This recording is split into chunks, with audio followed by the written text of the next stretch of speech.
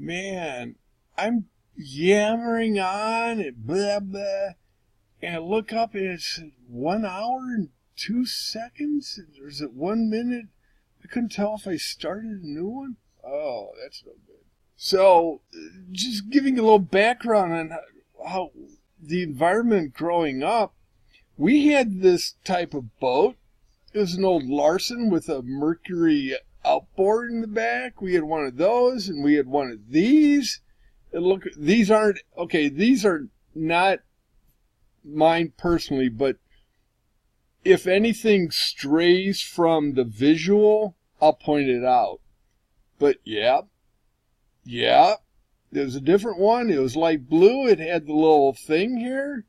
And we went up and down the Fox River out of Algonquin. And I remember the Fox River was just this polluted river, industrial waste, and 3 Mile Island, sludge, Love Canal. And I was always afraid to touch the water because I thought,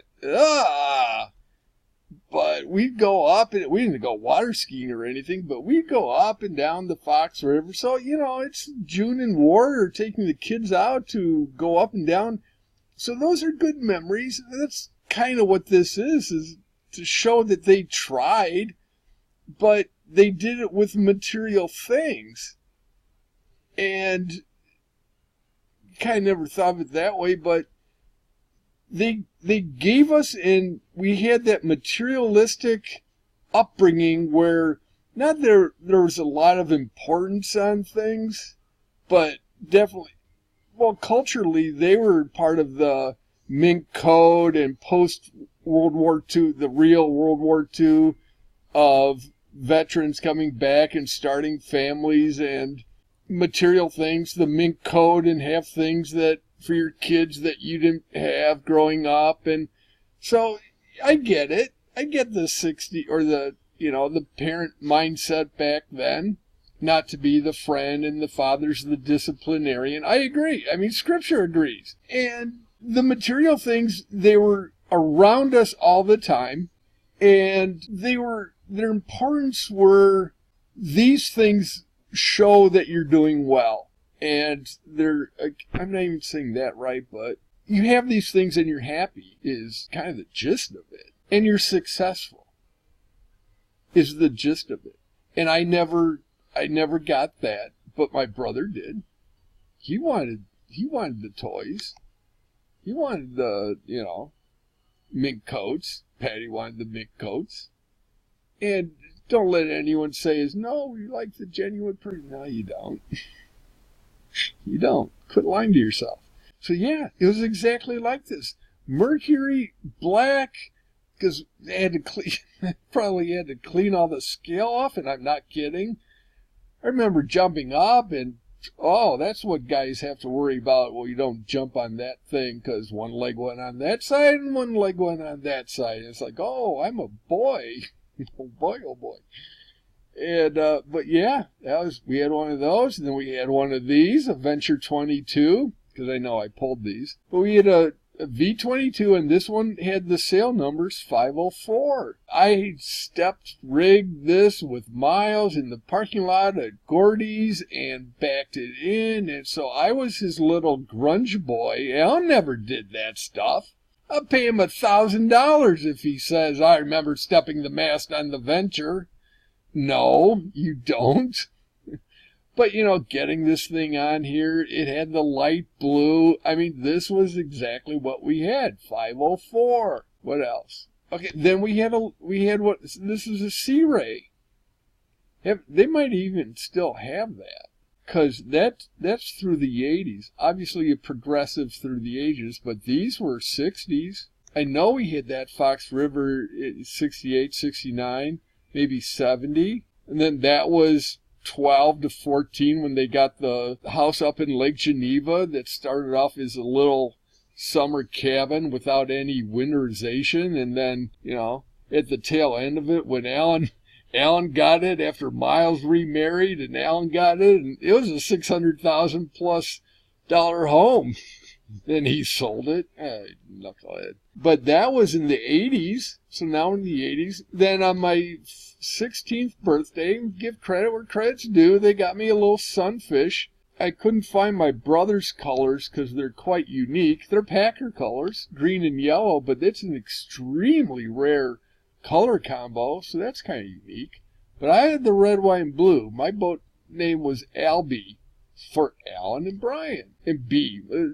The most endearing my father ever got was calling me B. Hey, B. And that was probably 7 times.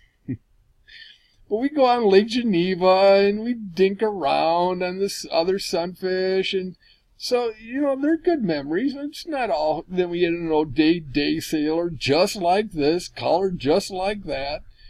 Didn't use it too much. That'd be good. If I never got into racing, that's what I'd do. I'd be one of those, sit back here with a bucket of grapes or Bing cherries and plump them on the water and just la-di-da-di-da. But I'd get into racing. That's a whole nother thing. So, you know, day sailors, sunfish, just like that. Exact color combo and everything. A little blue splash shield. And the thing is, they gave this to me.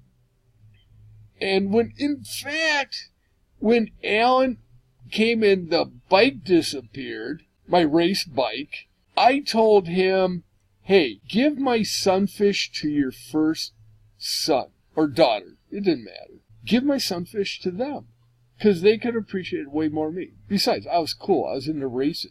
I needed spreaders and spinnakers and sail inventory of 20 sails. I'm not kidding. Sail racing is crazy. But went from what was the other envy? Depth of offshore structural platform NV to spreader NV is how many spreaders does your race boat have? Oh, we have fully do. They got 3. Oh, Rebound only had 2. Yeah, but Raven that was a 4 spreader. Whoa, and we were perf 1. Oh, those are true stories. But, you know, so I had this. I have to admit, wonder why I had that in here. So that was the little thing with my father. But this I put in because my brother, was like a little demon child. There's me. There's me getting Osgood Schlatters from my cello poking me in the knees. But, okay, so we're in the cello. Yeah, I already done this. See, this was the testimony I was working on 3 years ago. Trying to get myself to kind of do what I'm doing now. But way, never on a video or anything. Oh, the Little League. So I never played Little League. It was like, haha, and it was finally by the time I did. But then I had Mad Magazine. In fact, I had this issue, and I still had this issue, October 76. We were taking the professional engineering exam, senior year in college. The EIT, engineering training. Yeah. So everyone else shows up with all their catalog of engineering books and disciplines. I bring in Orange Crate, Milk Crate, and I have Mad Magazine and a couple other things. Rod McComas is in there, and he looks over and goes, "What'd you bring? What'd you bring for the exam?" I go, "I can't remember anything. I can't do finals. What am I going to... I'm just going to take this and see how it is so I know what to expect when I take it seriously." So I walk into this... It was probably CE 200, where you've got, 300-400... Well, probably not that many. Lots of people taking the EIT, all the ME, mechanical engineers, chemical engineers, the double E's, electrical... All the engineering class takes this, can take the EIT for your professional, the first half of your professional license test. And I just went in, and this was during Grand Prix. Grand Prix is the little go-kart race that Purdue has every year. IU has the Little 500, Purdue has the Grand Prix. And this EIT test was Grand Prix week. So I didn't study. I didn't do anything. I just went in cold. Physics memory? Nah, I remembered Wheatstone Bridge is the only thing I remember. I just remembered how to say it. So it had optics on it. So I take this test. I came out of it. I mean, I know I studied a little bit, but not enough to be flying through all these textbooks to get one answer right. And all the people that took the test went to Harry's. And you talk about a brain meld at the end where you just you can't think after one of those tests. Because it was 4 hours or 6 hours? 3 in the morning and 3 in the afternoon or something like that. And you came out of it and you're just so mentally exhausted. We went to Harry's and we didn't get nuts or anything, but I just remember sitting around like, what, did you guys do the ME stuff, mechanical? And like, no, and these were MEs that said they didn't do it. And the optics, well, it turned out I passed. I don't know how, but I passed. And I took the optics. I wanted to see every portion of the test for the future reference. But I ended up passing, so go figure. And I don't know. Oh, this was when I discovered porn. It was just like, and then Sunday TV. When we finally got the big old color TV, that we'd sit around Sunday night. And McLeod and Columbo, these were just growing up. So I don't want to paint that everything was horrible and dark. Nothing was addressed. When there's a problem, no problem. But when there's no problem, create a problem so there's a problem. And that's what Miles would end up doing is when he didn't want to pay a tuition statement, he'd just make up a story. So dysfunction that when there's a problem, no problem. Meaning we can't address it. Like when Laura died, Craig's father died, we can't address it. That's too real. But when there's no problem, like we don't know what our son's doing, create a problem. Dysfunction, putting the fun in dysfunction. So I ended up writing him, Marlon Perkins, because I was into zoology for a while too. And he actually wrote me a letter back. Or, form letter. But to the dumb kid that got a response, it was genuine. That's zoology was in my resume of wannabe things and for cars. And I know I've got the Valiant in here, but this was the Fury. This isn't a Fury 3. That's a Fury 3, because I remember the grill. Oh, I went for the color. Oh, you know what? I think I had it wrong. That is a 68 Fury. That is. This was a 72 Fury. We had this. I forgot. Our first Fury 3 was that. But yeah. So that's the driver. I was back there on the other side. Like sleep. That was a great movie. Can you take us to another R-rated violent movie? Okay. You get your wish. Then the car, I'm switching sides, but bam! Right there. Right there is where that guy smacked. And they, my mother, he's going 80 miles an hour. No. But enough to spin this car around, have the door fly open. Miles' little seatbelts. I don't doubt to this day, in one way or another, that he has that as a regret. Like, I had my chance. He would have been the best father of a dead child ever. Because you thought the POW stuff was good. Oh, he could play up on, my son, play baseball. Well, he'd never say that, but he would play up the story. But then Alan, I don't know how that'd work out. Oh, here we go. So then that was the 72 Fury, because I remember the grill. I thought that was kind of cool. This is 4-door, and then the little moon things, and then a chance. This is called kissing. What?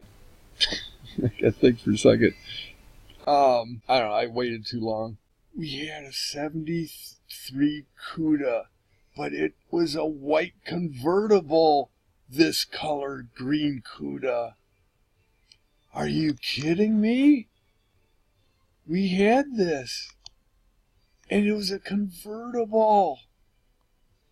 And when I was trying to think of the analogy about, having it and then losing it, I don't think it had all the fancy schmancy hood stuff.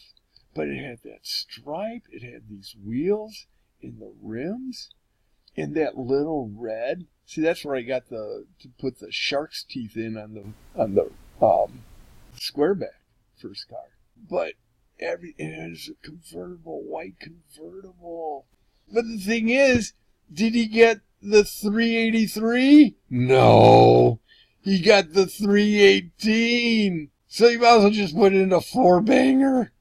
Oh, God. Why get this? Oh, why get this and then just go, oh. Might as well get pink hubcaps.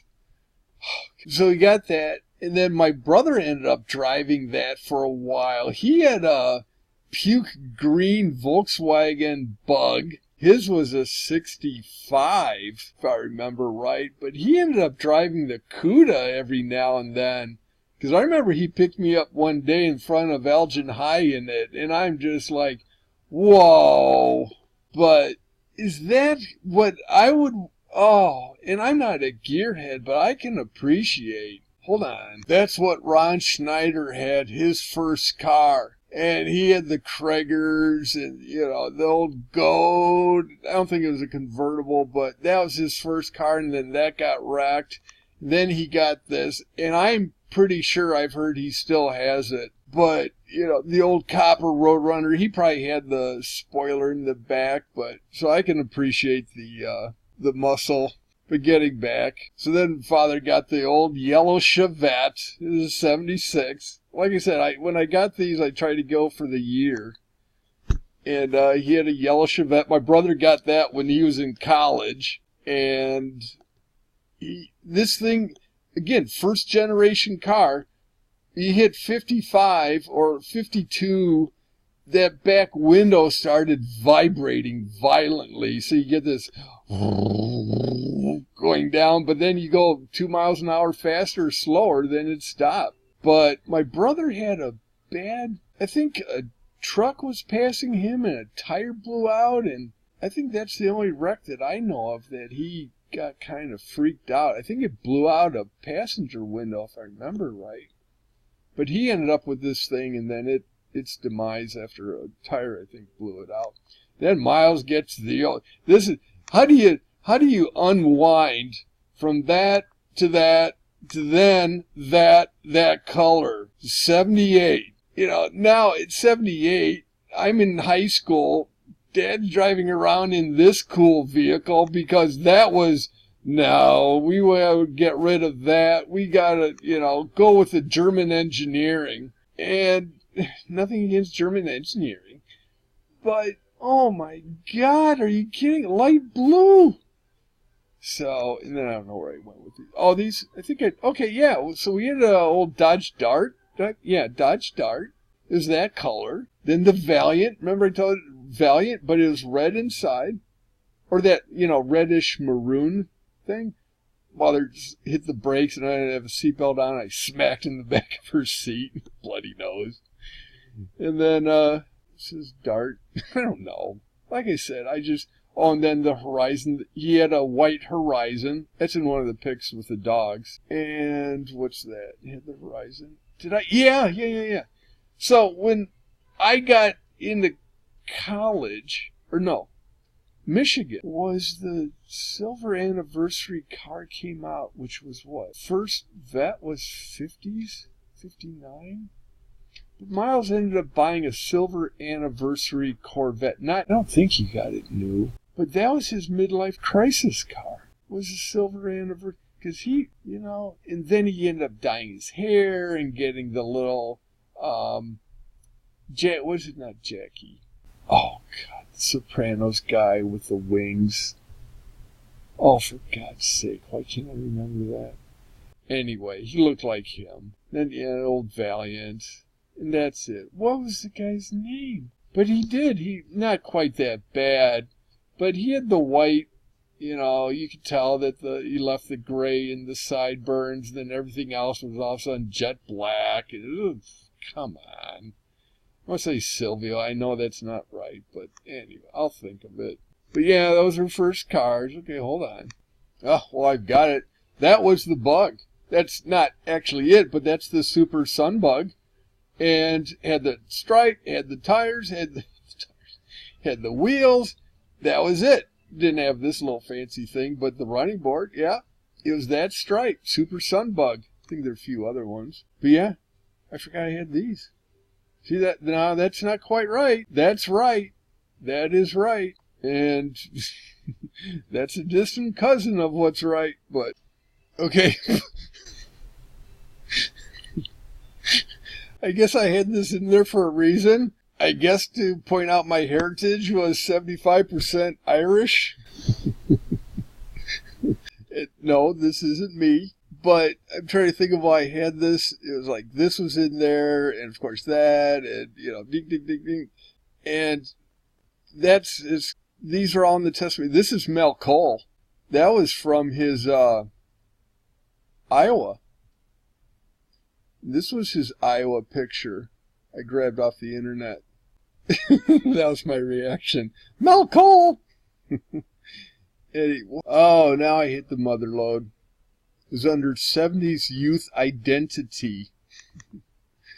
So yeah, it was great. I was in 4-H, and I had no idea what the H is because we never really did anything. I was in arts and crafts, and won grand prize for this little thing I did of Fergie Jenkins with crushed glass on green velvet. But I won a class prize for arts and crafts. Again, this is all just giving you the upbringing that we had was exposure to all this stuff. We had books on fish, and I was this was the zoology book that it looked just like that because I would take that in the car and just read this stuff. So all these were familiar. Start flipping through this. Again, it had all these, weather, yep.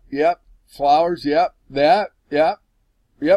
Fishes, yep. Had those, yep. Evolution, yeah. Okay. When you get over flat Earth, just, then we'll deal with other things. But yeah, had all these, yep.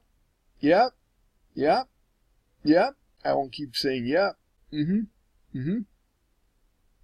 Oh, and then Hardy Boys. So this was the little competition Alan and I had, was when my grandmother lived on the other side, before Paul born and her turning into a late life swinger. We went over her house, and during the summer, my mother either went to summer school or taught or something. And we go to my grandmother's, and all summer I just remember in the back porch, my brother and I reading Hardy Boys. But I have no concentration to read. And so I'd go through the motion. My brother would be reading, I guess. And I would try and beat him reading, not reading, acting like I'm reading, to beat him real reading. But yeah, and so we had these. They were in a lot better shape. They were probably like this. Maybe a couple old beat up ones. But we had at least 20. And it was a competition. Remember these numbers? Oh, you had to have as many of these numbers in a row. And it's like, yeah, 82. And that was when they solved the case of the missing fork. And, now I'm confusing Scooby-Doo. The old mansion, and it's just old man. So, no, we didn't have those. But yeah, absolutely had those. Then I had this when I was into horses, had this model for whatever reason, for show and tell. It was like second grade or third grade show. Tony Covington would have beat me over the head with that if I brought in first grade. Yep, had that guy. Then the How and Why books had these. So this was great. I mean, they tried the How and Why. So horse. Oh my! I had this memory. I drew. In fact, this might have been the drawing that I traced. I bet it was. I'd put it this way. It would be exactly what I would have done. I would have traced that, and then this, and done all the details. Trace all that, and then pull it off to the side, and then color it in. So you'd have this, you know, absolutely precise outline of a horse, and then the kid comes in and with a crayon. Yeah, I drew that myself, freehand. Okay, son. Yeah, okay. In fact, I'll do it this way. I'll buzz when it's something we didn't have.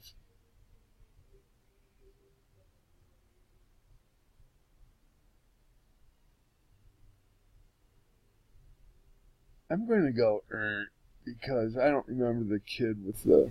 I don't remember that. Moon. The moon! Don't even get me started. It's a light, people. Oh, and then Farsight.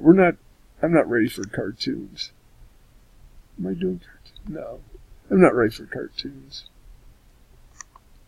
Paint by numbers with horses. Mm-hmm. Mm-hmm. Mm-hmm. Mm-hmm. Mm-hmm. Mm-hmm. Mm-hmm. Western Horseman. This is what we went out to Colorado that had Western Horseman. Oh, I love this magazine. It's just, why? Okay, bucko. Saddle up. In fact, we did have... God. We had English writing lessons, for God's sake. And before we went out to Rewa, I don't know if one equaled the other, but it was at that age when we had English writing classes on the other side. I don't know if Alan might have even taken them. I think he did, because we had two of those English writing hats. That might have been why I had those other. But yeah, we had English writing hats. And so my inner resentment was, no, I'm a Western Horseman dude. I'm not this English thing. Because you have to put your knees up and go up and down. It's like, no, I want to bounce around. I want to feel this thing underneath me. So, yeah, or like, oh, I taped over that, so I haven't told it yet. Never mind. Never mind. And so, yeah, I had Western Horseman. Yeah, that issue. And then I had these World War I books. I went through this phase. I had that one. There's one on fighters. I don't think I could find it, though. That's from Fighters. I know that. That's okay, I did. These were hard to find on the internet. But I made this out of balsa wood. I made that guy. It was like you exhaust yourself on the models that are available, that are in production, Rebel and all those. And I loved these World War I airplanes so much that I just drew it out and planned and cut it all out of raw balsa. Not raw balsa. I went to Malaysia and I tracked down some balsa farms and cut them. I think that testimony is not going to pass. But I put in the thread on this thing. In fact, this is one of the things that I think was in that chest, or that treasure chest that I asked Nancy to give me all this stuff. And she said it wasn't there. So Miles probably said, yeah, he's delusional. He never did that. But I made that. Oh, it was, sanding this nose. Because the whole cowling. Oh, and the propeller in the back. I love that stuff. I'll show you my favorite one. That one. Why did I rotate this? I had this book. I had James World Aircrafts. And one of my favorites, an Italian one, the Caprini. I did a poster of it. But it had does it have 3 wings? No, 2 wings, but in the back it got so funky and all these wheels. Oh, so cool. Yeah, and that. Then, you have a good thing. It's like that first glass of wine. You want to keep that first good thing going. So it was like, oh, I love that so much. I was glued in that thing. So it's like, well, let's go in the future. Let's go with these. No, they're not as cool. Not as cool. I had that. I think that was just more of the airplanes, because I remember the book I had. This is from a page in a book, because remember, It's like those wacky Germans. What is this camouflage? But they knew something with the black and white. They're all from the Masonic Lodge. But, so there's that. Hold on. So the braces period. This was old school braces. We had these, baby. We had these with a wire that, the sadomasochistic dentist that ties you up and wires. Probably sadomasochistic wasn't the right word. I'll edit that, but and then you get the wires, and these wires are all sticking out, and he wraps them around and tighter and tighter and tighter, and you're just screaming, but you're a little kid. He's like, you can't yell at your dentist, Dr. Fitzsimmons. I didn't have these, but these silver ones. Oh, that was barbaric. Good Lord. And then I had I have to add levity every now and then. But, it's like one of the sayings I always hated was, could always be worse. Could always be worse. And I hated that, but you know what? It could have been worse. And it was like, that's what I felt like.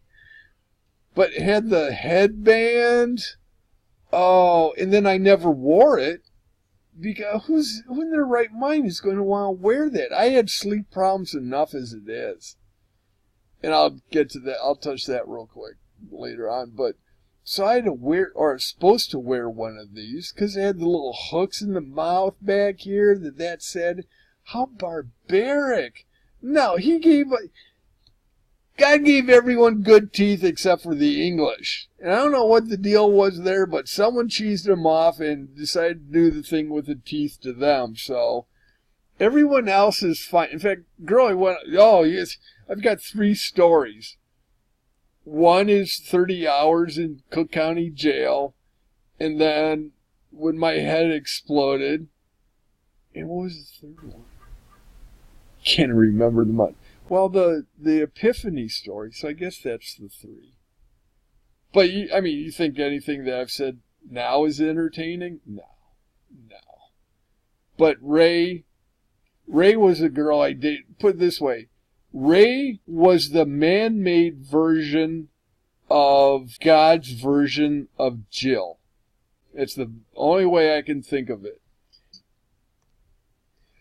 God made that? Okay, I'm wasting too much time, but so this is Ray. But in my eyes, Jill is Jill. And then Ray came along after the first divorce, and it turned out Ray and I might as well do an introduction to Ray. I'm not through the family stuff. We'll pick that up. I'm getting bored with it myself. But Ray, I can't even look at this much longer, but everyone knows that. Even if they don't, then you're probably luckier. But Ray came along, and that's where I started to talk about her with the dentist. Let me go finish that up. Sorry for bouncing around. It's just, like I said, I'm doing this impromptu and kind of the way the wind's blowing, but just wrapping up the braces. So, Ray, I ended up dating that Ray. Okay, so I got the intro out of the way. And she grew up outside Milwaukee, and I'll never forget her telling this story that when she grew up, or she was growing up, she's from a small town, and there were 2 dentists for all the kids in the area. And all the kids either went to dentist A or dentist B. And I forgot which one she went to.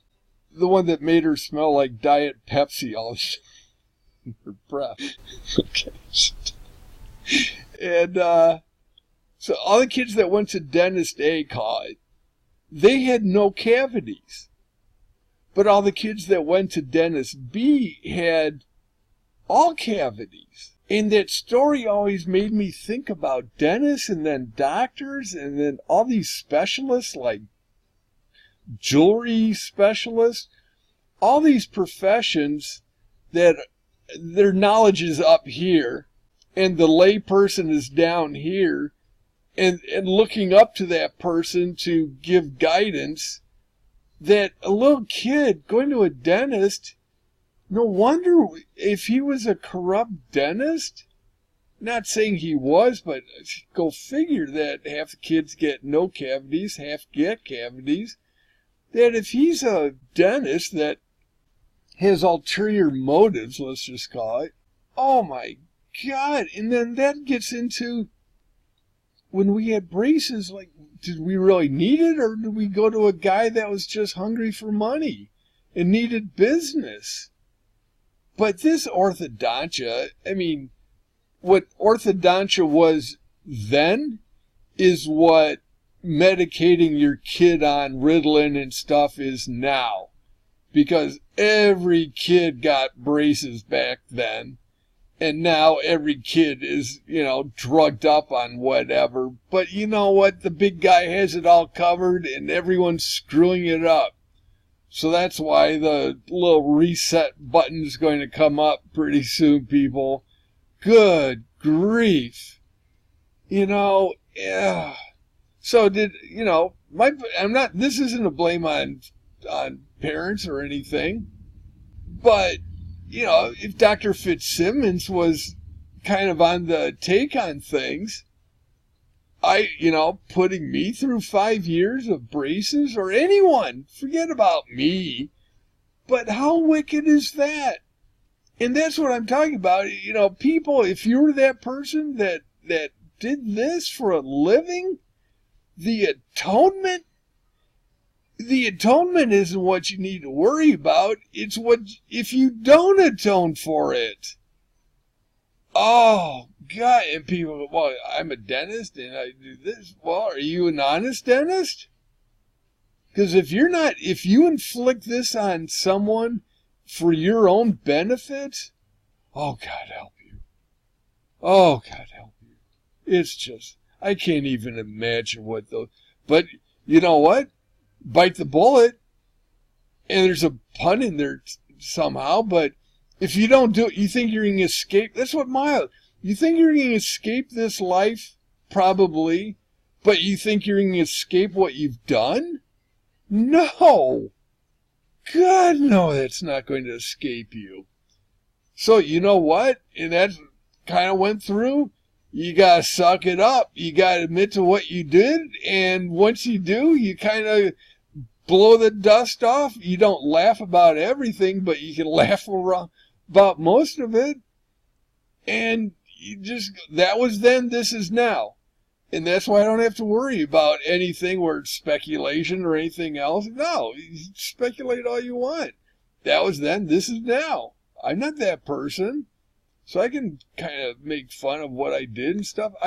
I missed football games and tailgating and stuff like that. I couldn't go back to it. I wouldn't have fun. And those other people wouldn't have fun around me. Is it because of Scripture? Well, it's because of what I understand. So again, this isn't the time to do all this, but getting back. That little soapbox was brought to you by Wally and Beaver. If I had one of these, because, oh God, if you wore these, you know exactly what that is. And you lost at least 10 of them. And you told your folks about 2 of those 10. And then, yeah, it's like, well, everything can be worse. Okay, I'll give that to you. And I forgot about that. Okay, now I got to remember what I wrote. I can't. That's why I have it blocked off here. And, yeah, it can always get worse. And so, yeah, this was my dentist. I know I stuck it in for that reason. Because the dentist is like, that was Mr. Fitzsimmons to some extent. But, oh, yeah. That little whoosh, whoosh. Yeah. Oh, God. And then the clay thing to make the molds. And that little shock. When they take it out after it's done and it takes 3 of your teeth with it. Oh. So, okay. Now I got silly. So, any Mandela people out there, all right. I've got 3 that I can't explain. I can do a lot bad memory, but the little Jaws and Dolly with the braces, I don't know. I'm behind you 100%, people. That's where I left it off on that. Oh, and I'm running out here. Anyway, so yeah, I had Bullet in here. So Bullet, we go see. But was it rated? I know it's rated R. But you take a 7-year-old kid to R. And then we went to a drive-in once, and we saw The Conquered Worm. And it's this horrible So I remember going to the movie, and I had it, The Conquered Worm. And it's The Conqueror Worm. And we went and saw this at a movie, at the Starview Drive-In movie. Okay, I'm surprised. It's bad, but for a little kid? And this was 68. And this is what our folks would take us to movies about. In the Starview, they ended up showing all porn movies. A little drive-in, and then, alongside the road, and I got caught, but it wasn't what, whoa. This is a trailer. It's a trailer. No! Okay. Sorry, folks. I've got taste. And, but see, we went and saw this. And then my mother got disgusted. I got to think about where I got stopped at the Starview, what was going on there. But I did, but it wasn't one of those things that you think, oh, I was sneaking in to watch the porn thing. But it was, I'll think what that was. But yeah, they took us to go see that. And I remember seeing Serpico at the movie. And yeah, my mother got disgusted with this, and we ended up leaving. I wonder why. But yeah, go figure. Show us all this cultural stuff, and go see The Conqueror Worm, and I just wanted to throw that in. So yeah, I gotta wrap this up. But, so yeah, Steve saw that up in Barrington, and so when we get hit, I wake up, I'm thinking I'm in a dream. I'm dreaming this sequence with the car spinning around and everything else. I'm dreaming that I'm in Bullet because we had just come from seeing that. And it was, our family, talk about the muscle. Oh, I know it's material, but man, it's just way great. But the chart, look, this Volkswagen you see in a couple of scenes, it's like, wait a minute, they already passed that one. Well, nah. Anyway, I'm running out, but I think that was it. But, oh my God. And I just watched this about a year ago. Oh, I think this was where Miles was finally going to be nice to me, because my cheek was all swollen. And it got really swollen. Okay, I got to wrap this one up. I'll be back.